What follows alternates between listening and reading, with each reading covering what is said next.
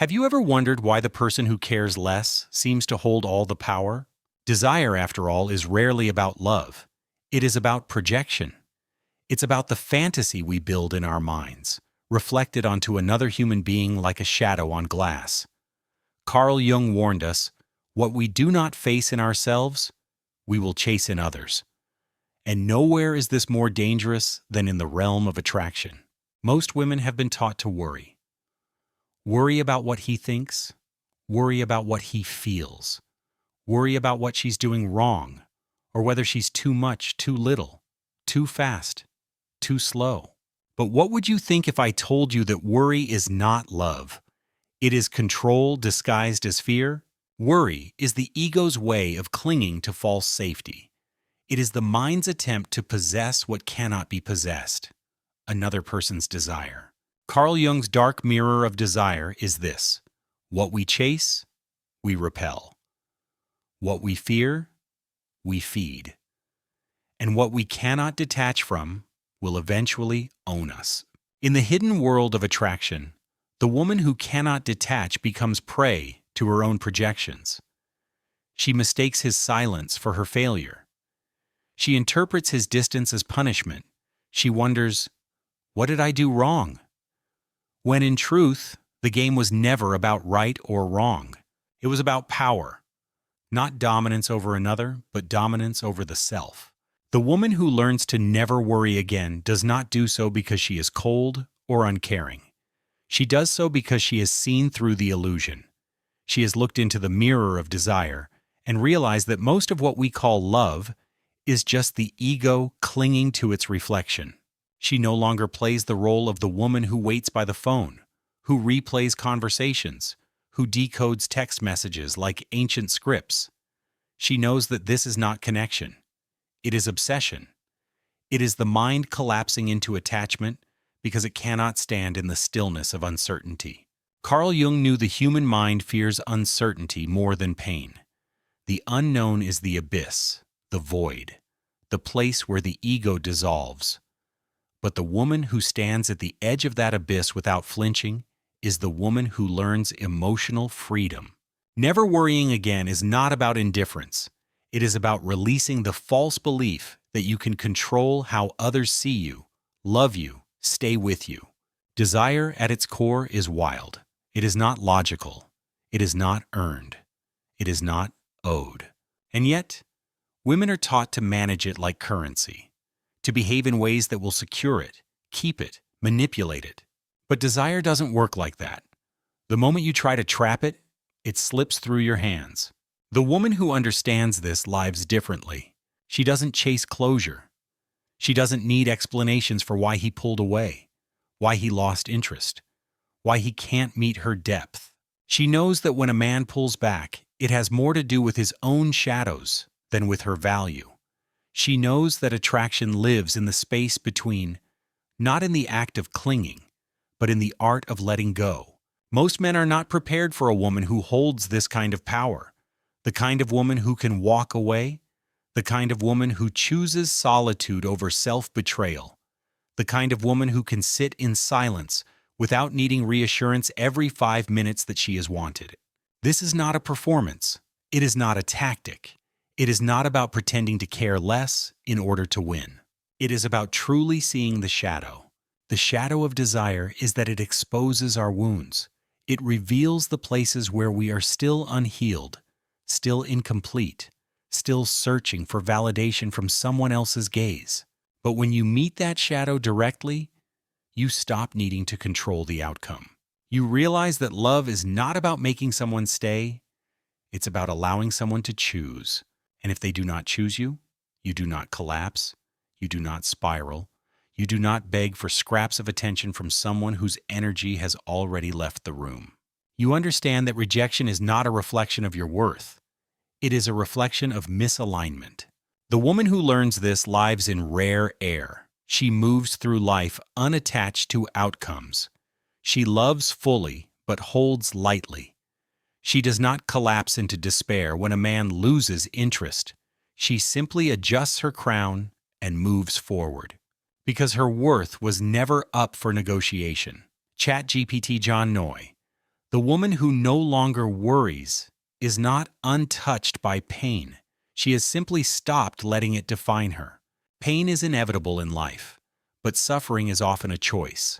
Fed by attachment to stories that no longer serve us, Carl Jung understood this distinction. He called it the confrontation with the shadow. The moment you stop running from the discomfort of your own reflection and instead stand still, watching it breathe. Most women are conditioned to confuse worry with love. They believe that if they are constantly thinking about him, constantly checking in, constantly adjusting their behavior to maintain his interest, they are being attentive, nurturing, good. But Jung's dark mirror reveals the truth. This is not love. It is fear, disguised as care. It is the compulsion to control wrapped in the language of devotion. The woman who evolves beyond this game learns to love without losing herself. She no longer texts to soothe her own anxiety. She no longer asks questions just to get the answers she hopes for. She no longer overanalyzes the pauses between his words, the timing of his replies, the tone of his voice. She knows the ego plays these games to avoid a deeper truth, the fear of being alone with oneself. This is why Jung warned that people will do almost anything to avoid facing their own soul. Because the moment you stop chasing someone else's attention, you are left with the mirror of your own desires. You are forced to ask, what is this emptiness I'm trying to fill? Is it really about him? Or is it about the story you've told yourself that love is proof of your worth? The woman who never worries again has dismantled that story. She has walked through the fires of shadow work and emerged with the knowledge that her value is not tied to who chooses her.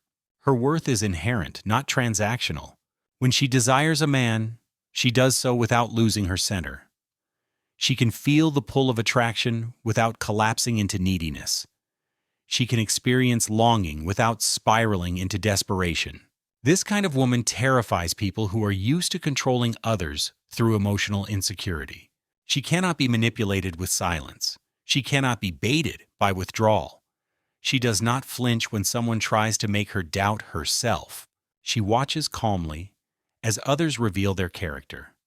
She listens more to actions than to words.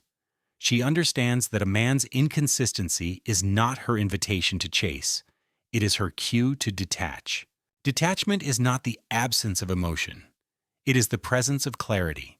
It is knowing when to stay, when to lean in, and when to walk away. And walking away is not failure, it is self-respect in motion. Most men have never met a woman like this. A woman who can love deeply without becoming dependent. A woman who can be soft without being weak. A woman who can be open without being available to anything less than reciprocity. She does not beg. She does not plead. She does not make herself smaller to fit inside someone else's comfort zone. Because she knows the moment you make yourself small to keep someone, you lose twice. You lose them eventually anyway because they were never truly with you. And you lose yourself in the process because you traded authenticity for attachment. Carl Jung warned that whatever we refuse to face within ourselves, we will project onto others. The anxious woman projects her longing for safety onto a man, believing his attention will heal her. The avoidant man projects his fear of vulnerability onto the woman who loves him, convincing himself she is too much, too intense, too demanding. But both are looking into the same mirror, the dark mirror of desire. It shows us not what we want from others, but what we have neglected in ourselves. The woman who integrates this knowledge no longer fears the loss of love. She understands that true love is never based on manipulation, games, or power struggles. It is based on mutual freedom. And freedom means this: the right to walk away if it is no longer aligned. She is not reckless with her heart, but she is fearless with her boundaries. She is not careless with connection, but she will not sacrifice her dignity for it. This woman is rare, and because of that, she is unforgettable. The unforgettable woman is not the one who tries the hardest to be remembered. She is the one who refuses to disappear into someone else's expectations. Carl Jung's dark mirror of desire teaches us this. When you chase, you teach someone how to run. When you cling, you teach someone how to pull away. And when you betray yourself to secure love, you teach the universe to send you lessons, not lovers. Most women don't realize they've been trained into emotional scarcity. They've been told to compete, to overcompensate, to overgive, to be sweeter, quieter, more patient, more pleasing, until there's nothing left but an echo of who they used to be. But the woman who looks into her own shadow refuses this script. She stops worrying about being enough for someone who cannot meet her depth. She stops auditioning for men who are still wrestling with their own ego. She stops waiting for inconsistent affection because she understands that breadcrumbs are not a feast. She is not looking for validation anymore. She is looking for resonance. And if she does not find it, she does not force it. This is what men secretly fear about feminine spiritual power. Not manipulation, not drama, but the calm, terrifying grace of a woman who can walk away because she knows her life will be just as rich without him. The woman who has done her shadow work no longer negotiates with people who weaponize silence. She knows the game. She sees the power play. Pull away to make her chase, ignore her to create insecurity, withdraw affection to provoke longing. It doesn't work on her. She does not collapse into panic. She does not beg for reassurance. She simply observes. If someone chooses to disappear, she lets them. If someone chooses distance, she gives them space. If someone chooses to be unavailable, she removes herself from the equation. This is not coldness, it is spiritual detachment, the kind Carl Jung would call individuation. She has made peace with solitude. She has made friends with silence. She no longer fears her own company. Because when you are at home within yourself, you stop worrying about who leaves. The man who meets this woman will either rise to meet her or fall away. And if he falls away, she will not chase him into his descent. She knows his shadows are his to face, not hers to fix. This is the dark but honest mirror Jung left behind. Relationships are not meant to save you from yourself. They are meant to reflect you back to yourself. If you enter love with unhealed wounds, you will bleed on the person you desire. If you confuse attraction with possession, you will suffocate the very thing you long for. Desire cannot thrive under desperation. The woman who understands this becomes magnetic, not because she tries to be, but because she no longer grasps at anything. She allows life to flow toward her or away from her, knowing both are part of the dance. When a man senses this in her, he will either be drawn closer or he will retreat into his own fear. Some men are not ready for a woman who doesn't need them to complete her. They are addicted to being chased because they mistake pursuit for power. But the woman who has done her inner work does not chase power games. She does not play emotional chess.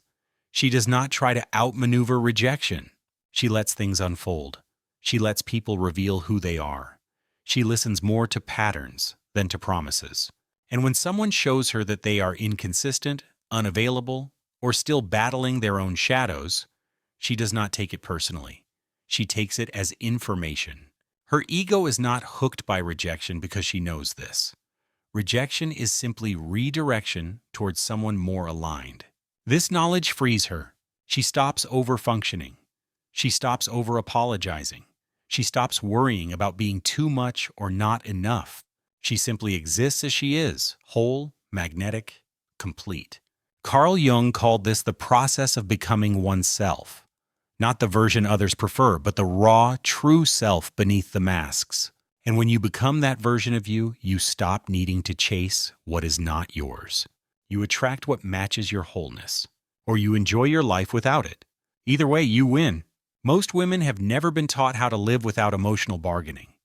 They've been trained to keep the peace, to smooth the rough edges, to carry the invisible labor of managing someone else's feelings, hoping, praying, worrying that this will keep love close.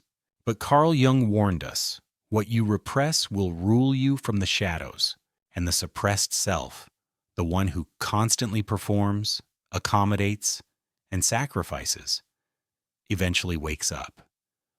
She looks around at the wreckage of her own boundaries and realizes she has built a life that serves everyone but herself. This is the moment of reckoning, the moment the woman finally asks, "Who am I when I stop worrying about keeping everyone else comfortable?" At first it feels like betrayal. Betrayal of the roles she's been assigned. Betrayal of the persona she's carefully constructed. Betrayal of the need to be wanted at any cost. But it's not betrayal, it's awakening. Because the woman who stops worrying is not becoming colder. She's becoming clearer. Clear on what is hers to carry and what is not. Clear on what love is and what love is not. Clear on the difference between connection and emotional captivity. When you stop worrying, you start seeing. You see the games you used to play with yourself, the stories you spun to make sense of someone's emotional absence. You see the way you tolerated breadcrumbs because you feared starvation. You see how you mistook inconsistency for mystery, when really it was just immaturity in disguise. The woman who no longer worries does not need to decode a man's silence. She does not need to justify his avoidance. She does not invent excuses for behavior that reveals disinterest or disrespect. She accepts what is, rather than clinging to what could be. This acceptance is not passive, it is powerful. It allows her to detach without bitterness, to walk away without collapse, to choose herself without apology. And this, ironically, is what makes her more desirable, not because she is playing a game, but because she is living in truth. Men sense this energy. Some are drawn to it, craving the depth and stability of a woman who knows who she is. Others are repelled, threatened by her refusal to chase or perform. But either way, she is free. She is no longer dancing in the exhausting loop of, did I say the right thing? Did I push him away? Did I do too much or not enough? Because she knows, if someone pulls away, it is not a reflection of her value. It is a reflection of their capacity. Carl Jung would call this facing reality without distortion. And reality is this: not every person who enters your life is meant to stay. Some are teachers, not partners. Some are mirrors, not matches. Some are catalysts for your growth, sent to awaken you, not complete you. When you stop worrying, you stop mistaking chemistry for compatibility. You stop confusing attention with affection. You stop chasing the validation of someone who cannot meet you where you are. You learn to let go without losing yourself. This is not resignation, it is reclamation. It is the moment you take back your emotional sovereignty. The moment you realize that your peace is not negotiable, your boundaries are not optional, and your worth is not up for debate. Some people will call this selfish. Let them. They are the ones who benefited from your self-betrayal.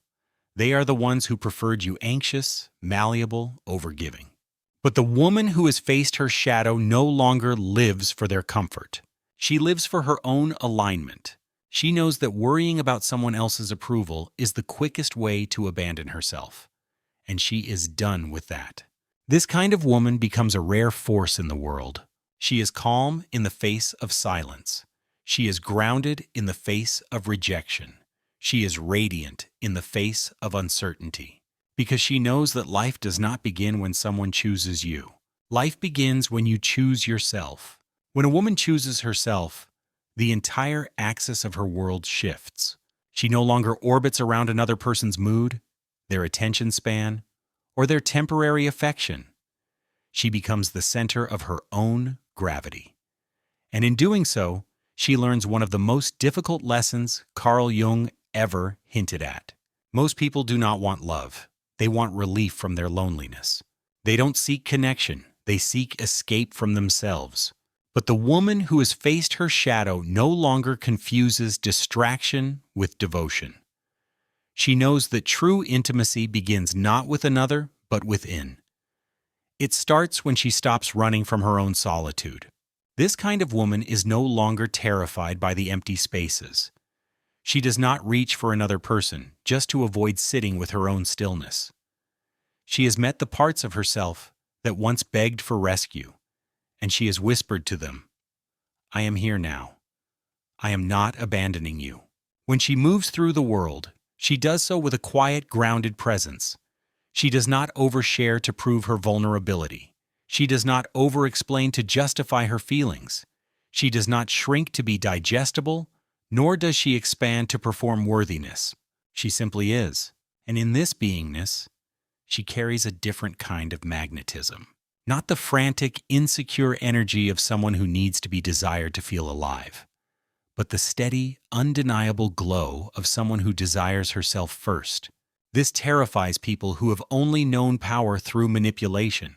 The man who is used to control through withdrawal finds no leverage here. The person who plays hot and cold games receives no reaction.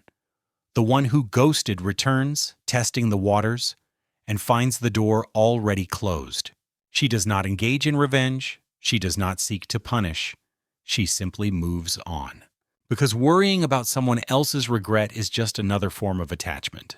She knows when you are attached to the idea of teaching someone a lesson, you are still tethered to their energy. You are still trapped in the game. The woman who has transcended this no longer operates from wounded pride.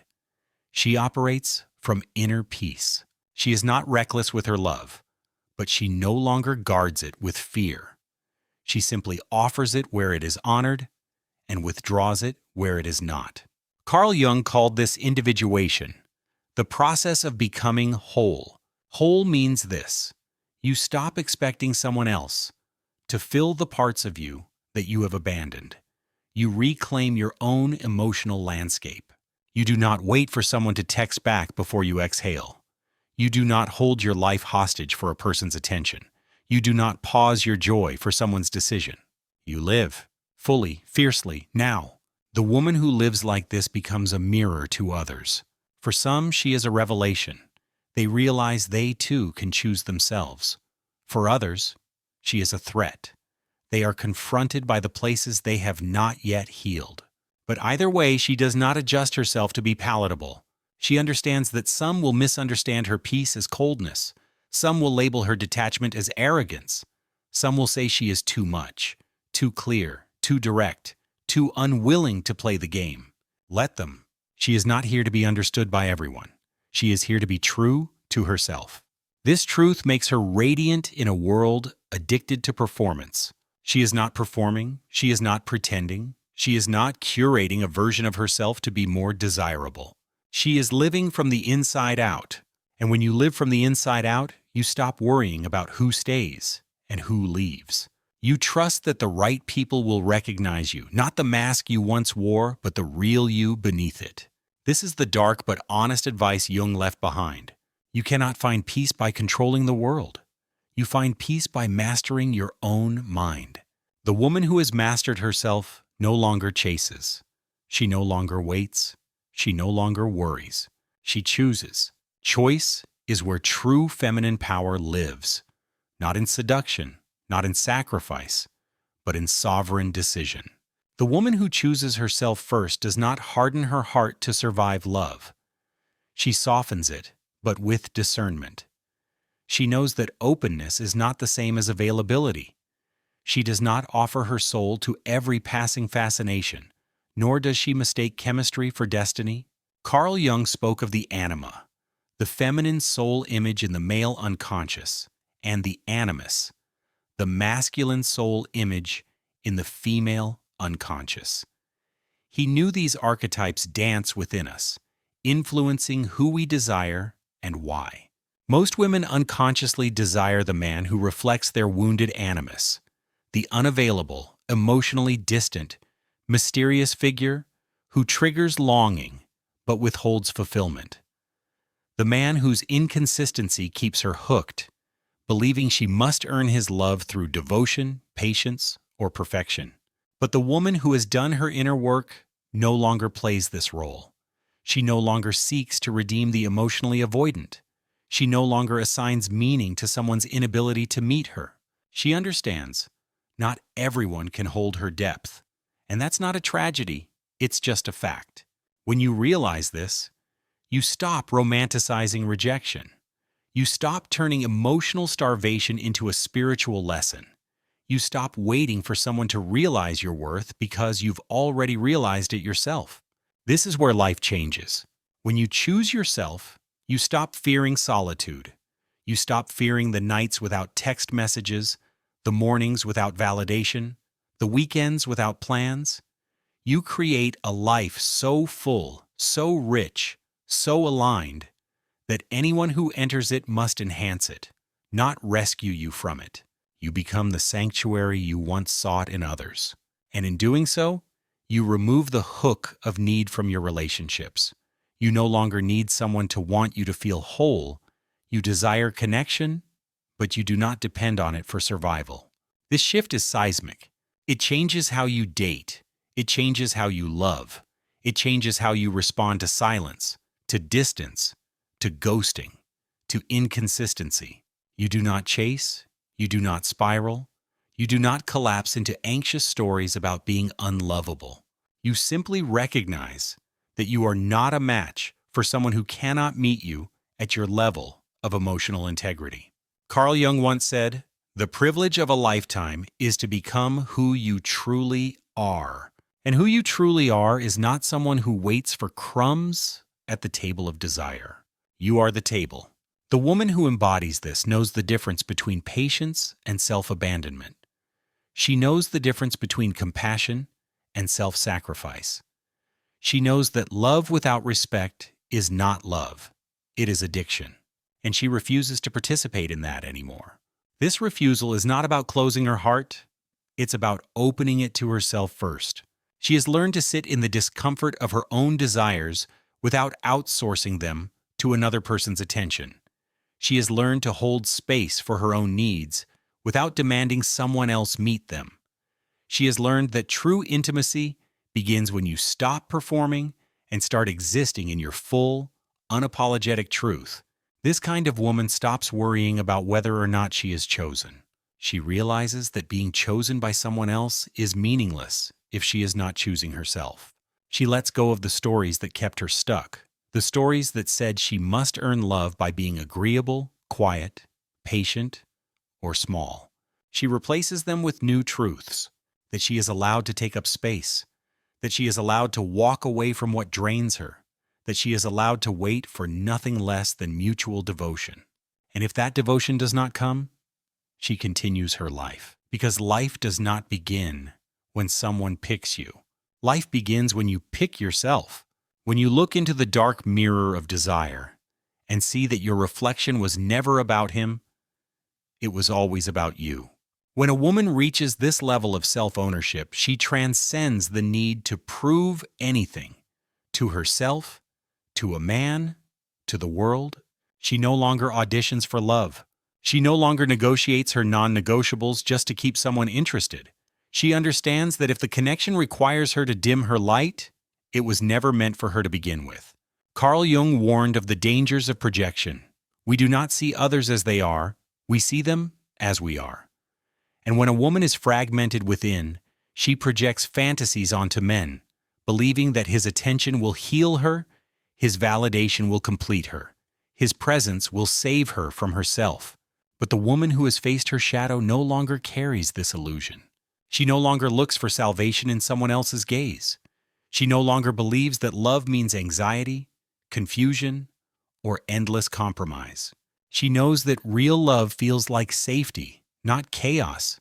It feels like clarity, not guesswork.